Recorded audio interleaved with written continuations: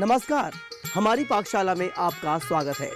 मराठी खाने के बारे में सोचते ही सबसे पहले पोहा, कांधा, वड़ा पाव और पाव भाजी का ख्याल आता है। हालांकि व्यंजनों की विविधता के मामले में इस राज्य का कोई जवाब नहीं है।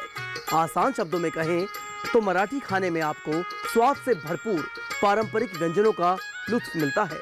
तो आइए देखते हैं महाराष्ट्र के अकोला जिले के आदिवासी गांव में आज क्या पक रहा है हमारी पाकशाला में। आज हमारी पाकशाला में हम आपको मराठी खान पान से रूबरू करवाएंगे। महाराष्ट्र के भोजन की विविधता को जानने के लिए आपको मालवानी, कोल्हापुरी, नागपुर और विदर्भ की थाली का स्वाद लेना पड़ेगा। लोगों को खालिस मराठी व्यंजन खासे पसंद आते हैं। अगर आपको महाराष्ट्र का शाकाहारी खाना पसंद है तो आप भी अपने घर पर यह महाराष्ट्री खाना बना सकते हैं। तो लीजिए, आज लुत्फ उठाते हैं महाराष्ट्र के पारंपरिक और सेहत से भरपूर थाली पीठ, दशमी रोटी, जुनका, खानदेशी दाल और मराठी रायते का। चटपटे मराठी खाने का आनंद लेने के लिए हम जा पहुंचे महाराष्ट्र के अकोला जिले में। अकोला से तकरीबन 100 किलोमीटर दूर एक तहसील है अकोट। इस छोटे से कस्बे में हीवर खेड़ा की ओर जो सड़क जाती है, उसी सड़क पर आदिवासियों का एक छोटा सा गांव है बोरहवा। पहाड़ों की गोद में नदी किनारे बसा ये गांव एक से बढ़कर एक प्राकृतिक नजारों से लबरेज है। यहाँ घर घर में आदिवासी कला के बेजोड़ नमूने देखने को मिलेंगे। यहाँ के लोग जितने मेहनती हैं, उतने ही खाने के शौकीन भी हैं। दिन भर जी तोड़ मेहनत करने के बाद शाम को ये चाव से पारंपरिक भोजन करते हैं, जो स्वाद और सेहत से भरपूर है। खाना बनाने के लिए महिलाएं नदी से पानी लाती हैं और जंगल से लकड़ियां इकट्ठा करती हैं।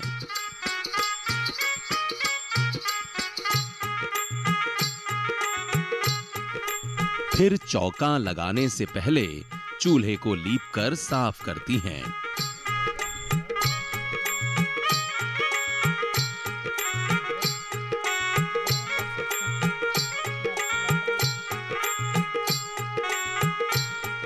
ये आदिवासी लोग अनाज में ज्वार, मक्का और बाजरा खाना ज्यादा पसंद करते हैं। साल भर का अनाज एक बांस से बनी टंकी में भर दिया जाता है, जिसे आदिवासी भाषा में कनगी कहा जाता है। जरूरत के मुताबिक महिलाएं अनाज कनगी से निकालती हैं।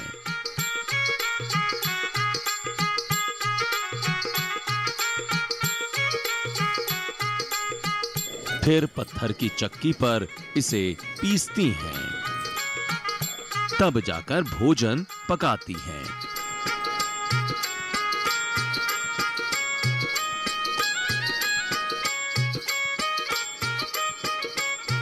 आदिवासियों की जिंदगी संघर्ष से भरी है। महिलाएं हों या पुरुष, यहाँ हर कोई मेहनती है।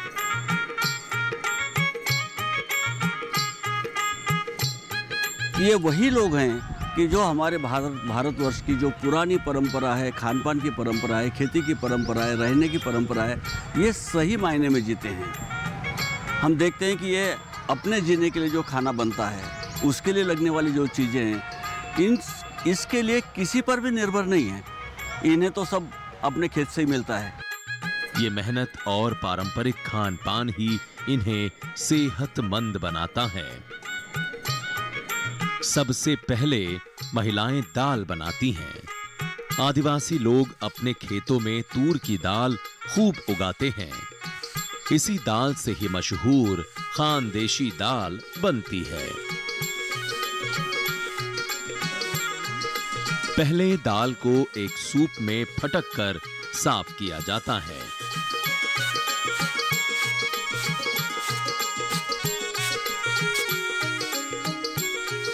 फिर बारीकी से चुना जाता है। और कुछ देर के लिए दाल को पानी में भिगाकर छोड़ भी दिया जाता है। ऐसा करने से दाल नरम हो जाती है, जिससे वक्त और ईंधन दोनों की बचत होती है।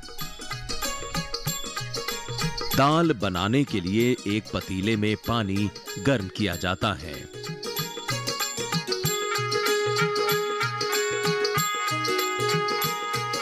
जब पानी में उबाल आने लगता है, तब इसमें भिगाई गई दाल को डाल दिया जाता है।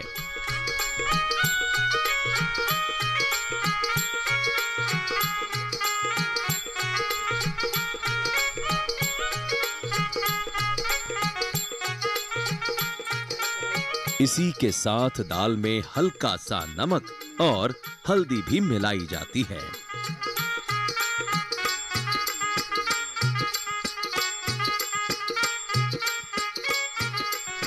फिर ढककर धीमी आंच पर पकने के लिए इसे छोड़ दिया जाता है। करीब 20 मिनट पकने के बाद जब दाल अच्छे से गल जाती है, तो बर्तन को चूल्हे से नीचे उतार लिया जाता है। अब महिलाएं दाल में तड़का लगाने की तैयारी करती हैं। इसके लिए प्याज और लहसुन को काट लिया जाता है। फिर चूल्हे पर एक पतीला चढ़ाते हैं। पतीले में सबसे पहले सरसों का शुद्ध तेल डालते हैं।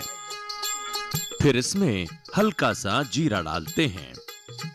फिर इसमें प्याज भूनते हैं।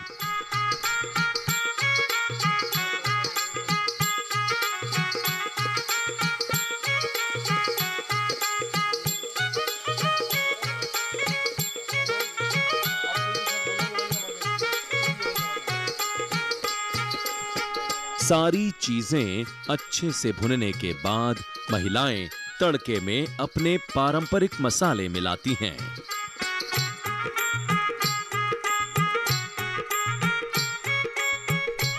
और फिर पतीले में उबाली गई दाल डाल दी जाती है।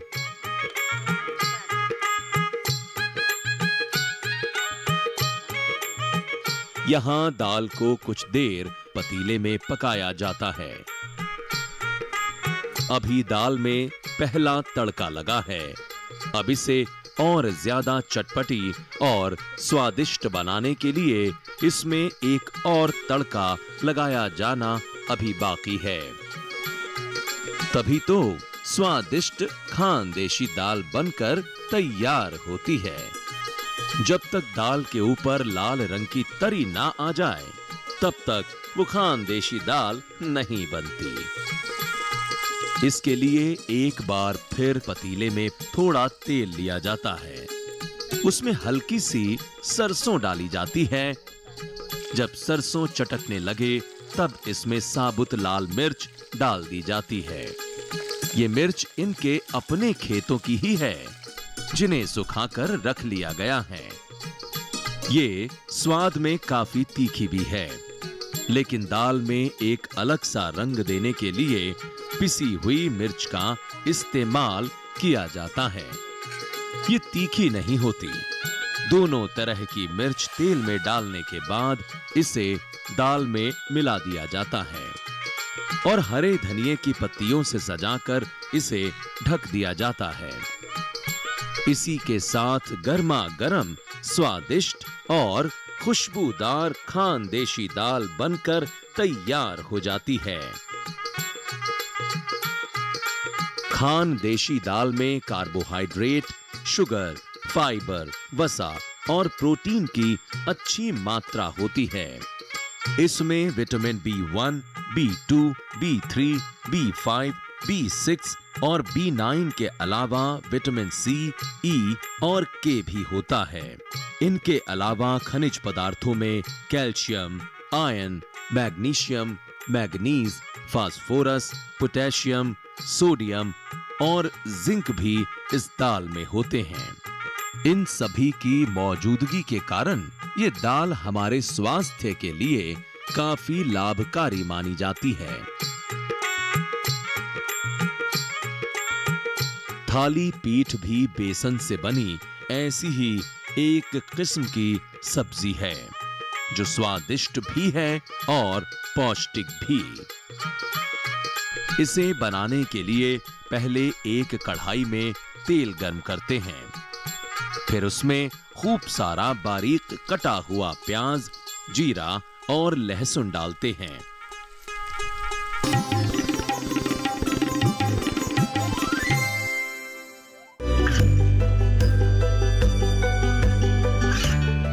गांवों और पिछड़े क्षेत्रों में सरकारी योजनाओं की जानकारी पहुंचा।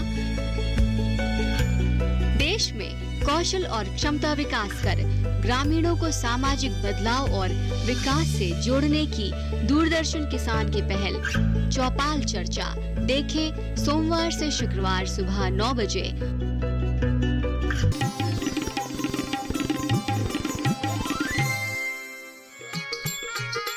अब बारी आती है थाली पीठ बनाने की। इसे आप बेसन की सब्जी भी कह सकते हैं। महाराष्ट्र, गुजरात और राजस्थान में चना बहुतायत होता है।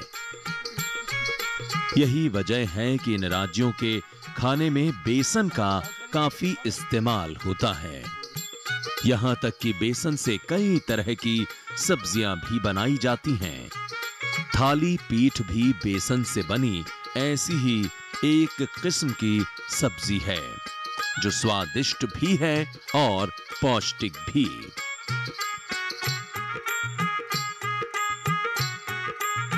इसे बनाने के लिए पहले एक कढ़ाई में तेल गर्म करते हैं, फिर उसमें खूब सारा बारीक कटा हुआ प्याज, जीरा और लहसुन डालते हैं। जब सारी चीजें भुनकर हल्के भूरे रंग की हो जाएं, तब इसमें हल्दी, लाल मिर्च, पिसा हुआ धनिया और कुछ पारंपरिक मसाले डाले जाते हैं।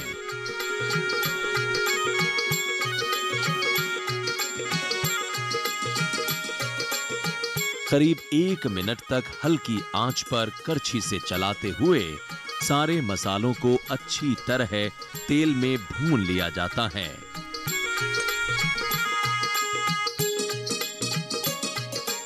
इसके बाद इसमें थोड़ा थोड़ा करके बेसन मिलाया जाता है।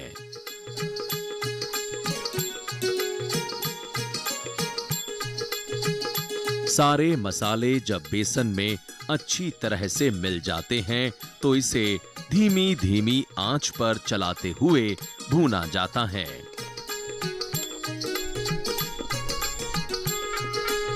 बेसन भूनते वक्त ये सावधानी बरतनी जरूरी है कि इसे लगातार चलाते रहना है। ऐसा करने से बेसन कढ़ाई में जलता नहीं और एक समान पकता है। जब बेसन में सोंधी सोंधी खुशबू आने लगे और वो तेल छोड़ने लगे तो मान लो कि बेसन भुनकर तैयार हो गया है। अब इसमें हाथों से हल्के हल्के पानी के छींटे डालकर इसे चलाते हुए थोड़ी देर और पकाना होता है। एक महिला कढ़ाई में पानी के छींटे डालती है और दूसरी महिला बेसन को चलाती है ताकि बेसन में गांठें ना बन जाएं।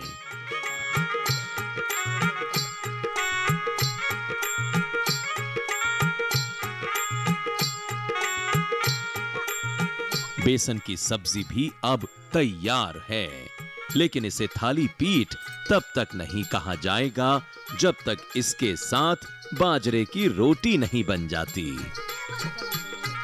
दरअसल बेसन की सब्जी के साथ बाजरे की रोटी के संगम को ही मराठवाड़ा में थाली पीठ कहा जाता है, जबकि आदिवासी इसे झुनका भाकर कहते हैं। अब बाजरे की रोटी बनाने की तैयारी चल रही है। महिलाएं एक परात में बाजरे का आटा लेती हैं, लेकिन इसे गूंथने का तरीका बिल्कुल अलग है। बाजरे की रोटी काफी मोटी होती है, इसलिए इसे अलग अलग तरीके से पकाना होता है। सबसे पहले बाजरे को तेज गर्म पानी में पकाया जाता है। चूल्हे पर एक पतीले में पानी गर्म करते हैं और इस खौलते पानी को बाजरे के आटे में मिला दिया जाता है। चूंकि पानी काफी गर्म है, इसलिए आटे को हाथ से नहीं गूंथा जाता। इसे एक चपटी कलछी की मदद से चलाया जाता है और थोड़ी देर के लिए इस तरह दबाकर रख दिया जाता है। करीब 10 से 15 मिनट तक आटे को इसी तरह छोड़ दिया जाता है। इससे बाजरा हल्का सा पक भी जाता है और रोटियां भी नरम बनती हैं। फिर थोड़ा थोड़ा आटा लेकर उसे गूंथा जाता है और पानी के हाथ से रोटियां बनाई जाती हैं। बाजरे की रोटियां बनाने के लिए ध्यान देने वाली बात यह है कि तवा तेज गर्म होना चाहिए। लिहाजा इस दौरान गृहिणी चूल्हे में आंच तेज रखती हैं। जब तवा अच्छे से गर्म हो जाए तभी इस पर रोटी डाली जाती है। आदिवासियों की रोटियां आकार में काफी बड़ी होती हैं, लेकिन इन मेहनतकश लोगों की पूर्ति इन्हीं से होती है।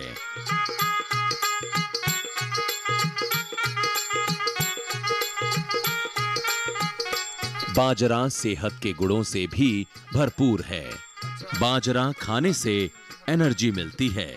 महाराष्ट्र के पारंपरिक खाने में थाली पीठ, दशमी रोटी, झुनका और खंदेशी दाल में सेहत के काफ़ी गुण मौजूद हैं। महाराष्ट्र में थाली पीठ बेसन की सब्जी और बाजरे की रोटी को कहा जाता है, जो कि हमें iron, fibre, calcium, magnesium, vitamin B12, fibre और बहुत सारे पोषक तत्व देता है, जिससे कि हमारी हड्डियां मजबूत होती हैं। हड्डियों की बीमारी ऑस्टियोपोरोसिस से हमारा बचाव करता है और आयरन की कमी से अनीमिया होता है, उससे हमारा बचाव करता है। साथ ही साथ हृदय के लिए बहुत अच्छा है, डायबिटीज़ के मरीजों के लिए बहुत फ़ायदेमंद है। बिना चटनी के खाने का स्वाद अधूरा माना जाता है। यूं तो आदिवासी कभी हरे धनिये और पुदीने की चटनी बनाते हैं तो कभी कच्चे आमों की, लेकिन लाल मिर्च और लहसुन की तड़केदार चटनी इनकी पसंदीदा है। ये चटनी जायके में 4 चांद लगा देती है। महिलाएं इसे पत्थर से बनी एक सिलड़ी में बनाती हैं। आदिवासी इसे खलबत्ता कहते हैं। खलबत्ते में लहसुन और साबुत लाल मिर्च डालते हैं, फिर इन्हें अच्छे से पत्थर के मूसल से कूट कूट कर महीन कर लेते हैं। मिर्च भी अच्छे से पिस जाती है और लहसुन भी। दोनों चीजें पिसने के बाद इन्हें खलबत्ते से निकालकर एक कटोरी में रख लिया जाता है। लेकिन अभी चटनी तैयार नहीं हुई है। अभी तो इसमें प्याज और जीरे का तड़का लगना बाकी है। इसके लिए एक कढ़ाई में पहले सरसों का तेल गर्म किया जाता है, फिर उसमें प्याज और जीरा भूनते हैं और आखिर में उसमें पिसी हुई लाल मिर्च और लहसुन के गाढ़े पेस्ट को मिला दिया जाता है। तेल में भुनने के बाद ये चटपटी चटनी बनकर तैयार है। इस चटपटी तड़केदार लाल मिर्च और लहसुन की चटनी को मराठी ठेचा भी कहते हैं। ये चटनी मराठियों के पसंदीदा व्यंजनों में से एक है। लहसुन और मिर्च होने की वजह से ये चटनी दिल से संबंधित समस्याओं और ब्लड सर्कुलेशन को कंट्रोल करने में काफी मददगार है। इस चटनी में एंटी बैक्टीरियल और दर्द निवारक गुण मौजूद हैं। ये चटनी न सिर्फ कैंसर का खतरा कम करती है, बल्कि शरीर में आयरन की मात्रा बढ़ाने में भी मददगार है। पशुपालन आदिवासियों की पुरानी परंपरा रही है।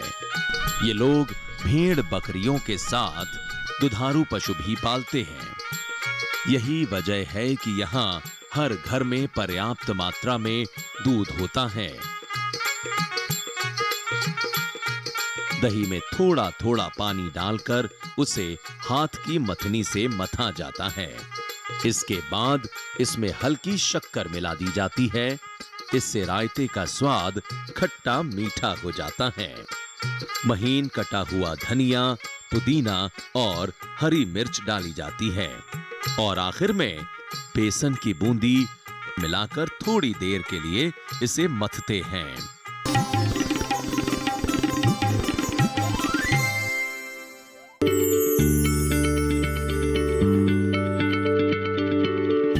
क्या आप किसी बीमारी से परेशान हैं? चाहते हैं डॉक्टर की सलाह? तो हम हैं आपके साथ। बताएंगे आपको जीने की राह। समस्याएं आपकी, समाधान देश के मशहूर विशेषज्ञों के। घर बैठे बात करें देश के जाने माने डॉक्टरों से। हमारे लाइव प्रोग्राम स्वस्थ किसान में हर शनिवार शाम 6 बजे से 7 बजे तक।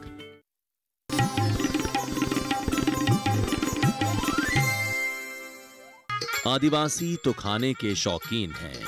जब तक खाने में दूध से बना कोई व्यंजन ना हो तब तक खाने का मजा कहां। पारंपरिक खाने में छाछ आमतौर पर शामिल रहती है, लेकिन कई बार दही से मराठी रायता भी बनाया जाता है। गृहिणी एक खुले बर्तन में दही लेती हैं। दही में थोड़ा थोड़ा पानी डालकर उसे हाथ की मथनी से मथा जाता है। इसके बाद इसमें हल्की शक्कर मिला दी जाती है। इससे रायते का स्वाद खट्टा मीठा हो जाता है। फिर इसमें स्वादानुसार नमक,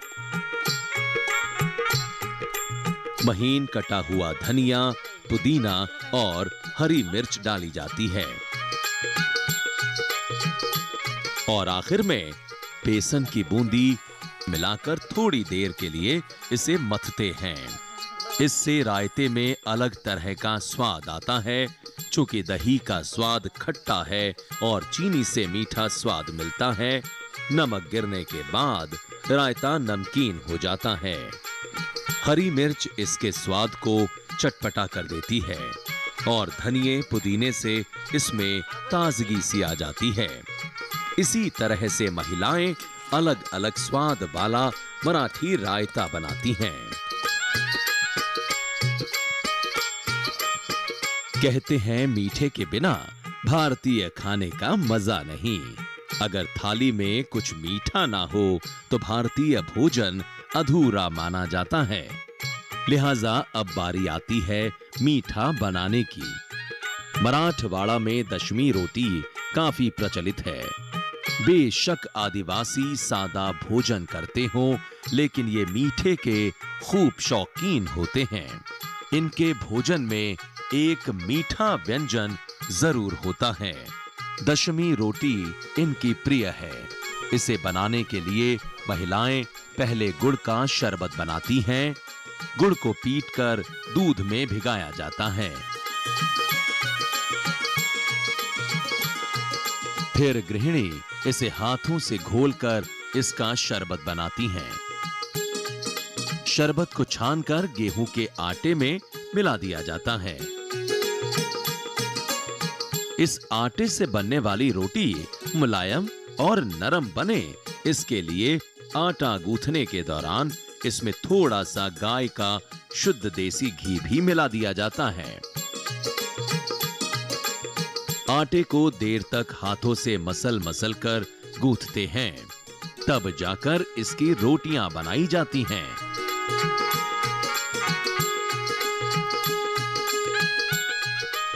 एक महिला रोटियां बेलती है और दूसरी उन्हें पलटकर उनमें घी लगाती जाती है।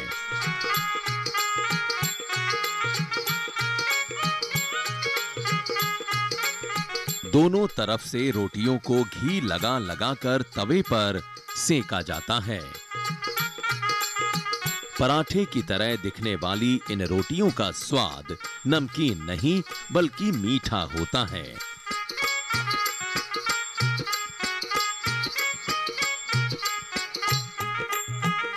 स्वाद छोड़िए, जरा सोचिए, जिस रोटी का आटा दूध और घी में गूंथा गया हो, जिसे शुद्ध देसी घी में पकाया गया हो, वो कितनी पौष्टिक होगी।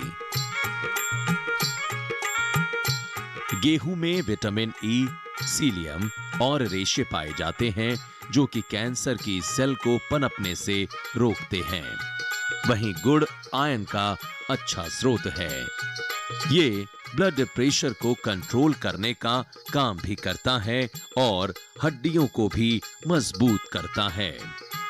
जो अलग रायता होता है तो वो एक नमकीन होता है, लेकिन जो मराठी जो रायता होता है वो खट्टा मीठा होता है। और हमने उसमें जो रोटी बनाई है मीठी, तो उसमें हमने दूध का इस्तेमाल किया है। दूध में आटे को गूना है और फिर उसके बाद में उसे घी लगाकर उसे सेका है। तो वो भी हमारे घर का ही है, इसलिए हम वो ज़्यादा इस्तेमाल करते हैं और वो बहुत सेहत के लिए अच्छा होता है। अब सारा खाना बनकर तैयार हो गया है। खाना खुले में और पर्याप्त रोशनी में ही पकाया जाता है, लेकिन इसे घर के अंदर परोसा जाता है।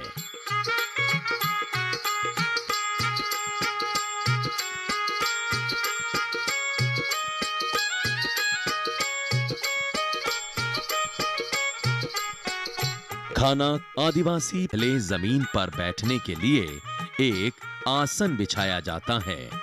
थाली से पहला निवाला अपने इष्ट देव के लिए निकालते हैं, तब जाकर भोजन ग्रहण करते हैं। मुखिया के खाना खाने के बाद ही पूरा परिवार भोजन करता है। मराठी आदिवासी इसी तरह अपने स्वादिष्ट पारंपरिक पकवानों को चाव से बनाते हैं और शौक से खाते हैं।